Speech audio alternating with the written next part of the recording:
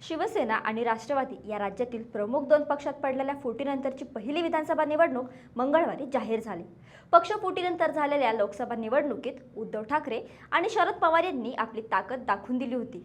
त्यातही स्वतःच्या डोळ्यासमोर स्थापन केलेला पक्ष नाव आणि चिन्हासह हातातून गेल्याने शरद पवार दुप्पट ताकदीने मैदानात उतरले होते। आत्ताही राज्य विधानसभेच्या निवडणुकीसाठी पवार आणि त्यांच्या नव्याने मान्यता मिळालेला पक्ष तयार आहे। मात्र विधानसभा निवडणुकीची घोषणा करत असतानाच निवडणूक आयोगाने पवार आणि त्यांच्या पक्षाला मोठा झटका दिलाय। पिपाणी हे निवडणूक चिन्ह रद्द करण्याची शरद पवारांची मागणी निवडणूक आयोगाने फेटाळली आहे। आयोगाच्या या निर्णयाचा पुढे काय परिणाम होईल, पवारांच्या पक्षाकडून पिपाणी चिन्ह गोठवण्याची मागणी का करण्यात आली होती, या आणि अशा इतर महत्त्वाच्या प्रश्नांची उत्तरे तुम्हाला या व्हिडिओतून मिळणार आहेत। त्यामुळे हा व्हिडिओ शेवटपर्यंत नक्की पहा। त्याआधी तुम्ही अजूनही थोडक्याच्या YouTube चॅनलला सबस्क्राईब केलं नसेल तर लगेच सबस्क्राईब करा आणि राजकारणाचे असे खास व्हिडिओ मिस होऊ नये यासाठी बेल आयकॉनही नक्की प्रेस करा। ज्या घोषणेची महाराष्ट्राची 14 कोटी जनता मागील कित्येक महिन्यांपासून वाट पाहत होती, ती घोषणा अखेर मंगळवारी झाली। केंद्रीय निवडणूक आयोगाने पत्रकार परिषद घेत महाराष्ट्रासह झारखंड राज्याची विधानसभा निवडणूक जाहीर केली। आता पुढील 35 दिवस राज्यात राजकीय घडामोडींचा धुरळा उडून जाईल। दरम्यान आयोगाच्या पत्रकार परिषदेत आयुक्त राजीव कुमार यांनी एका महत्त्वाच्या मुद्द्यावर भाष्य केले। हा मुद्दा होता राष्ट्रवादी काँग्रेस शरदचंद्र पवार पक्षाने आयोगाकडे केलेल्या विविध मागण्यांचा, ज्यात आता निवडणुकीपूर्वीच शरद पवारांना मोठा धक्का बसला। त्याचं झालं असं, काही महिन्यांपूर्वी झालेल्या लोकसभा निवडणुकीत शरद पवारांचा राष्ट्रवादी पक्ष नव्याने मिळालेल्या तुतारी चिन्हावर निवडणूक लढला। शरद पवारांच्या झंझावातामुळे पक्षाने नव्या चिन्हावरही लोकसभेला लढवलेल्या 10 जागांपैकी 8 जागांवर विजय मिळवला। परंतु पक्षाने पराभव झालेल्या आणि विजय झालेल्या जागांचा अभ्यास केल्यावर त्यांच्या एक गोष्ट लक्षात आली, ती म्हणजे तुतारी वाजविणारा माणूस या चिन्हाशी साधर्म्य असणारं पिपाणी हे चिन्ह। लोकसभेला पवारांच्या पक्षाच्या उमेदवारीच्या मतदारसंघात पिपाणी चिन्ह असणाऱ्या अपक्ष उमेदवारांनी जवळपास हजारो मतं खाल्ल्याचं दिसून आलं। त्यामुळे निवडणुकीनंतर शरद पवारांच्या पक्षाने निवडणूक आयोगाकडे हे चिन्ह हटवण्याची मागणी केली होती। पत्रकारांनी जेव्हा आयोगाला पिपाणी आणि तुतारी चिन्हावर काय निर्णय घेणार असा प्रश्न विचारला, तेव्हा भारताचे मुख्य निवडणूक आयुक्त राजीव कुमार यांनी आयोगाची भूमिका स्पष्ट केली। त्यांनी पिपाणी हे चिन्ह हटवणार नसल्याचं स्पष्टपणे सांगितलं आहे।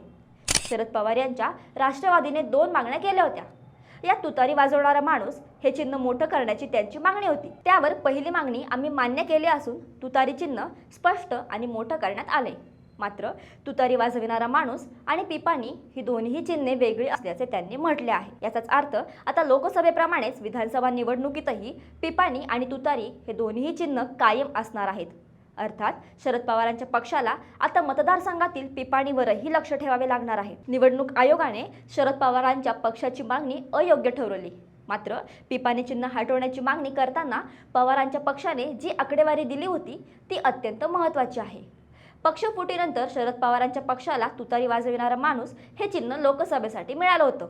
तेव्हा पिपाणी चिन्हावरील अनेक अपक्ष उमेदवारांना पवारांच्या उमेदवारांच्या मतदारसंघात लक्षणीय मतदान झालं होतं। पिपाणी चिन्हाला मिळालेले मतं आम्ही आपल्याला सांगतोय, ती नीट लक्ष देऊन पहा। रावेरमध्ये पिपाणी चिन्हावरील उमेदवाराला 43,957 मतं, दिंडोरी इथे पिपाणी चिन्ह असलेल्या अपक्ष बाबू भगरे यांना 1,03,632 मतं, भिवंडीत पिपाणी चिन्हावरील उमेदवाराला 24,625 मतं, बारामती इथं 14,1917 आणि शिरूरमध्ये 28,324 मतं, तर अहमदनगरमध्ये 44,957 मतं, बीडमध्ये 54,850 मतं, तर साताऱ्यात 37,062 मतं पिपाणी चिन्हावरील उमेदवाराला पडली होती।